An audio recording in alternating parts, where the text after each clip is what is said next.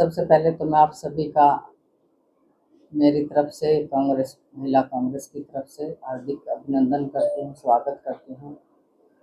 22 जनवरी 2025 में हमारे देश के प्रधानमंत्री श्री नरेंद्र मोदी जी ने पानीपत के अंदर बेटी बचाओ बेटी पढ़ाओ का नारा दिया था।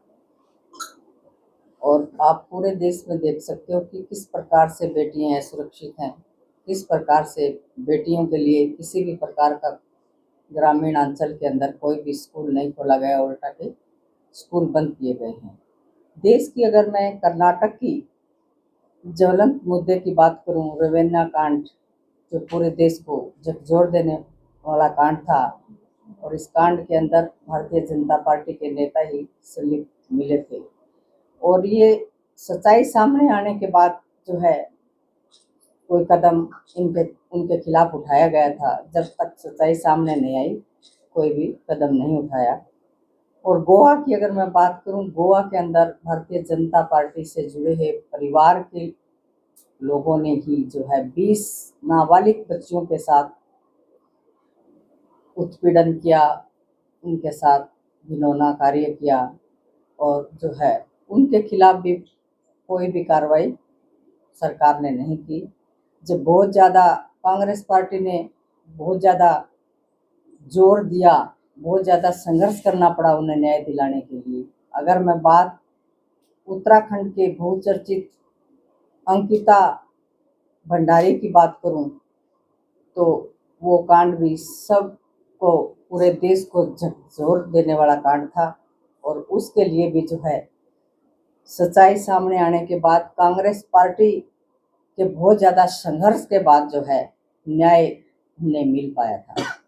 इस प्रकार के अनेक कांड हुए। और अगर मैं बात महाराष्ट्र की करूं, तो महाराष्ट्र में महिलाओं की सुरक्षा के लिए बनाने वाली जो संस्था बनी हुई थी, वो संस्था ही सुरक्षित वहाँ नहीं है। तो ऐसी सरकार पूरे देश के अंदर बेटी बचाओ बेटी पढ़ाओ का नारा दे रही है। और अगर मैं हरियाणा प्रांत की बात करूं, तो मैं देखती हूँ अखबार के अंदर रोजाना बेटियां बच्चियों के साथ किस प्रकार के जो है घिनौने कांड हो रहे हैं।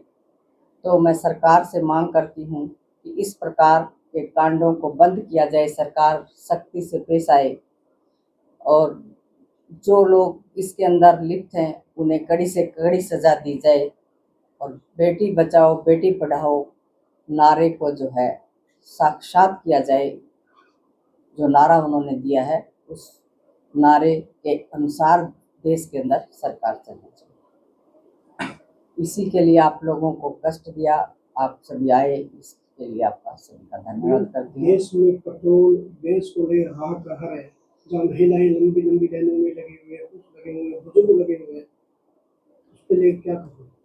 मैं ये कहना चाहती हूँ कि हमारे देश के प्रधानमंत्री जी को आज से 1 महीना पहले जब युद्ध शुरू हुआ, तभी इन चीज़ों की व्यवस्था करनी चाहिए थी, क्योंकि युद्ध तो ये लंबा चलता हुआ नजर आ रहा है, अब भी और भी लंबा चलेगा।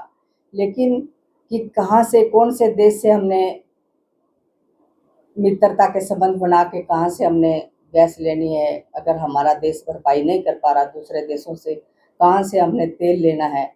जनता को जो आज लंबी लंबी लाइनों में, खासकर महिलाओं को लंबी लाइनों में जो लगना पड़ रहा है, बड़े शर्म की बात है।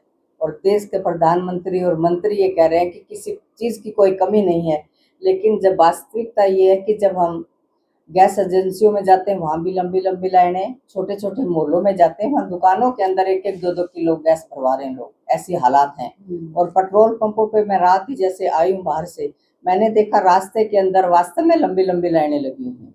क्योंकि चाहे हमारे देश में कमी नहीं है, लेकिन एक अफवाह तो फैल गई है ना, ये चीज़ हमें मिलेगी 2-4 दिन के बाद। तो इस पे रोक लगाना किसका काम है? वो भी सरकार का काम है। सरकार जो है जुमलेबाज है, और सब जो है अफवाहों पे भी रोक नहीं लगा पा रही है, और जो लोगों को जरूरतमंद की सुविधा देनी चाहिए वो नहीं दे पा रही है। तो काला बाजारी पे भी जोर चल रहा है, उस पर सरकार अभी तक कोई एक्शन रोक ही नहीं लगा पा रही, किसी चीज पे रोक नहीं लगा पा रही है। काला बाजारी बहुत हो रही है। गैस की काला बाजारी तो मैंने खुद अपनी आंखों से देखा है। मैंने पहले भी बताया था, पहले प्रेस कॉन्फ्रेंस करी थी जिस दिन मैंने, उसमें भी मैंने बताया था कि जब मैं चतरगढ़ पट्टी प्रेम नगर में गई तो वहां पर दुकानदार जो है 2-2 किलो गैस भर रहे हैं और वो ब्लैक में भर रहे हैं, और जिनके पास एक एक सिलेंडर है, दूसरा सिलेंडर नहीं है, उनकी मजबूरी है, क्योंकि कई लोग ऐसे भी हैं जो बाहर से आए हुए हैं, चाहे बिहार के भाई हैं बहनें हैं, उनके पास जो है काफी नहीं है, तो उनको तो बहुत ज्यादा ब्लैक में मिल रहा है, उनकी मजबूरी है लेना, कहाँ जाए वो। 2047 में विश्व गुरु बनने की बात करते हैं, तो अभी ये हालत विश्व गुरु कहाँ है? मुझे नहीं लगता, ये तो कहने की बातें हैं, तो जुमले हैं। मोदी जी जब भी नया 5 साल के बाद इलेक्शन आता है, कोई जुमला छोड़ते हैं, लोगों को जो है भ्रमित करते हैं और सरकार बनाने का काम करते हैं। लेकिन अब जनता समझ चुकी है, बार बार काट की हांडी नहीं चढ़ती, अब जनता समझ चुकी है। अब आने वाली सरकार जो है पूरे देश के अंदर कांग्रेस पार्टी की सरकार बनेगी, प्रदेश के अंदर कांग्रेस पार्टी की सरकार बनेगी। ठीक है, धन्यवाद। मैडम, आप कांग्रेस सरकार बनने की बात कर रहे हैं, और वहीं अगर दूसरी तरफ बात करें तो ब्रजेंद्र सिंह यात्रा पर निकले हुए हैं, लेकिन कांग्रेस उस यात्रा से कटती हुई दिखाई दे रही है। कहीं भी कांग्रेस है वहां दिखाई नहीं दे रही है, सिर्फ जिलाध्यक्ष को छोड़कर। मैं तो खुद बाहर थी, मैं तो रात ही आई हूँ, अंडमान निकोबार गई हुई थी, 10 दिन से आउट ऑफ सेशन थी, तो इसके बारे में तो अब जिला प्रधान जी ही बता सकते हैं हमारे। ठीक है, अब मैं तो क्या जवाब दूं इसका। जिला जो कांग्रेस में फूट है वो तो आप देख ही रहे हैं कि कोई भी कार्यक्रम होता है तो कांग्रेस है वहां पर एकत्रित नहीं होती है। फूट तो हर पार्टियों में है, ऐसी कोई पार्टी नहीं है जिसमें फूट नहीं है, कहीं ज्यादा है कहीं कम है। क्या भारतीय जनता पार्टी में फूट नहीं है, जो आज देश भी चला रही है?